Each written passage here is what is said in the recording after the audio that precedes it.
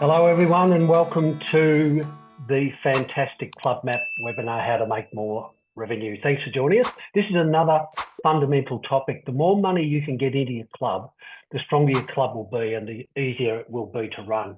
But before we get into all the tips and hints, I'd first like to acknowledge the traditional owners of the land on which we meet today, wherever we are across Australia, and pay respects to elders past and present. I'm Mark Campbell, one of the co-founders of CLUBMAP.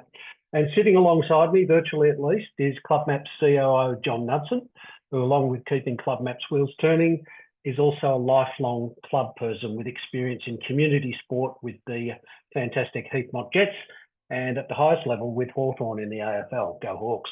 Also, before we get underway, I'd like to acknowledge two of our fantastic partners, the Australian Sports Foundation and Active Queenslanders Industry Alliance. And of course, love to draw your attention to our Telstra Best of Business Award, for which we won in 2023, about 18 months ago now, building communities, of which we are very proud.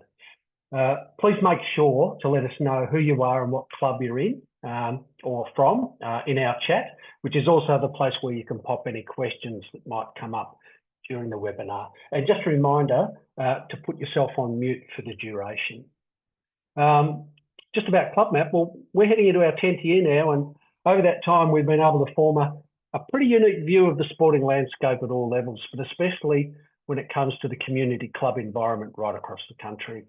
We've spent a lot of time refining and distilling elite practices so they're suitable for use by community groups and sports, and especially grassroots organisations right across the country. Over 3,500 clubs and way more than 20,000 volunteer administrators.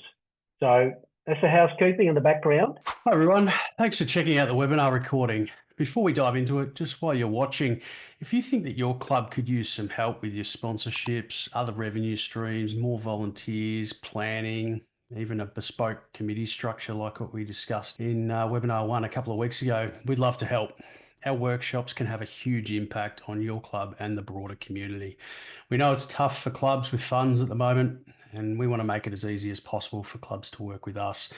We'll help you find and apply for a grant to fund our workshops at no cost to your club. There are a number of local and state grants open now, late Feb, early March 2025. All the links are in the description. Get in touch with the grants team or shoot us a good old email, info@clubmap.com.au. Thanks again. Back to the webinar. Happy Monday, everyone. Tonight is all about revenue, revenue streams, or simply fundraising, as some of you might refer to it as. A bit of a holistic look at it and what sets the successful apart from the rest, I guess. We'll talk about financial stress and what creates it, how to change the mindset and what impact that can have on a club. And then part 3 is how to work smarter, not harder, when it comes to money coming in. And then as we do each webinar, we spend a few minutes at the end just to talk about how we could potentially help your club, some open grants that are available, and then finish with some Q&A and a chat at the end if anyone wants to hang around for that as well. So we'll start with financial stress. There is no stress like financial stress, and community sport is increasingly affected by the cost of living, whether it's rising costs, utilities, insurances, league or association affiliation costs, participation drop off because of those costs associated to families. I know a few of my friends with kids in local community sport are finding it hard to keep those kids in multiple sports at a time. They're really peeling it back to one sport, and that affects the clubs that they're participating in, potentially a couple of clubs per family. The flow on is significant.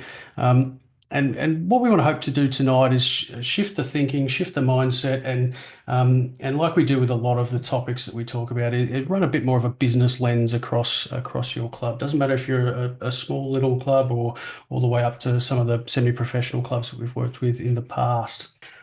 This is a slide that we show in a lot of our revenue or fundraising topics that we cover. I'll bring them up quickly, and if you've seen it before, apologies, but bear with us. Unfortunately, it is the major contributing factor into why some clubs do struggle to keep their head above water financially, making sure that they're getting enough money in, essentially raising money the same way they did 30, 40, sometimes longer years ago.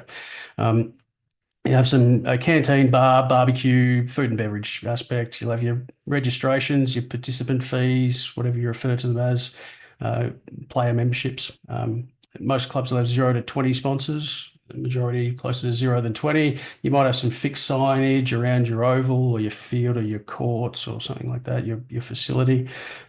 Sell 2 to 3 branding assets. Branding assets are logos on apparel or sports equipment or whatever that might look like. So yeah, that sort of thing.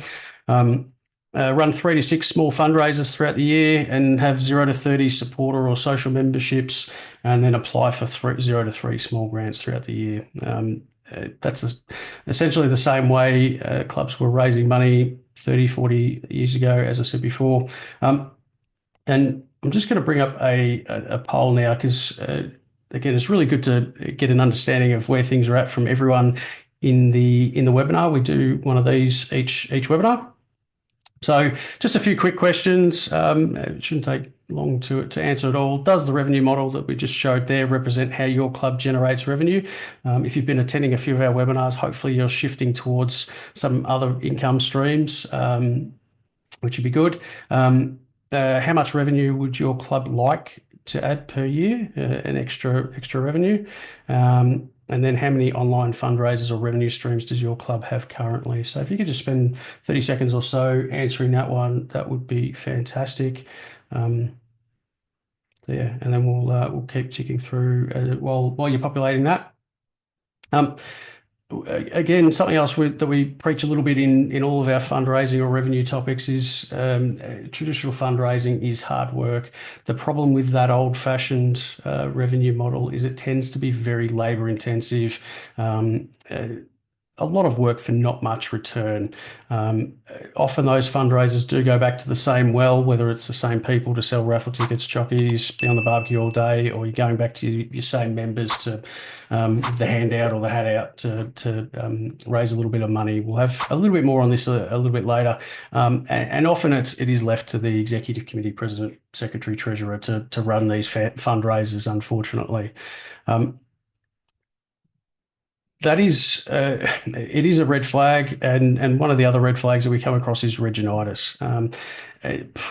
It's termed by one of our co-founders, Chris Cotterley. Reginitis, clubs that suffer from Reginitis is just effectively increasing their fees to cover costs each year. So other fundraisers or revenue streams can be hard work, so they've just bumped the fees up because it's easy to do. This can create a barrier to participation. So when we're talking about red flags and those pressures that are created around revenue, these are some of the major factors. So before I throw back to Mark, I guess the theme out tonight is until you have some modern, reliable, relatively easy to run revenue streams, everything else is hard. You're pushing it uphill, and it can be tricky. We want to try and shift the mindset a little bit. Mark, did you want to take over and go through changing the mindset? Yeah, sure, John. It's so important the way we view revenue. How do we view it? Some people view it as a scary monster, and other people view it as their best friend. And I suppose a lot of that relates to how we actually go about dealing with it. Have a think about what your mindset is when it comes to revenue. Does it create those feelings of dread that John's outlined, or do you have a different view? The way you view it could really change the way you go about raising and managing it. Probably the best way to view revenue is that it's a tool. It's a tool that you can use like all the other tools that you've got in your toolkit to run a club. It's not that scary monster, but you can only use it as a tool if you've actually got a reliable supply. A reliable supply of revenue that you can actually depend on, because without that reliable supply of revenue, your whole club can form bad habits, especially around planning. How can you plan if you're not even sure if you'll be able to open the doors next week, or if you can't see past simply surviving until the end of the season? And there are a lot of clubs that really are living hand to mouth in that manner, and unfortunately, we deal with a lot of them. They're in this very situation, and when you meet these people, their mindset is simple survival. Growth is absolutely nowhere on their radar. They just wanting to get to the end of the week, the end of the month, the end of the season, the end of the year, all that sort of stuff. And it becomes a self-fulfilling prophecy. You can't get ahead because you can't get ahead, so you're stuck, simply surviving, or at least marking time with no clear way to get to the next level. And for a lot of clubs beyond, and it's not just those clubs that are simply surviving. There are a lot of clubs who they're going along okay, thank you, but they'd like a little bit more. They'd like to be able to spread their wings a little bit and see perhaps a little bit more success, greater participation, all of those things that we absolutely love. So there's more to life in clubland than simple survival, I suppose you could call it. There is a catchy little phrase that bobs up from time to time. We've all heard it, especially of those of us who've had any exposure to corporate life, and that is less is more. Now, it's probably stating the obvious, but revenue is one area where more is actually more. We always hearing about, be economical, put your energies where they can serve you best, don't wear out your welcome. Well, if there's one area you should throw absolutely everything at, it's revenue.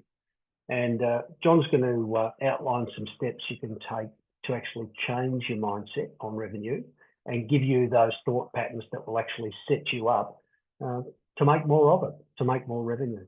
And then having a plan, some sort of long-term or even short-term goals or targets can really motivate revenue activity.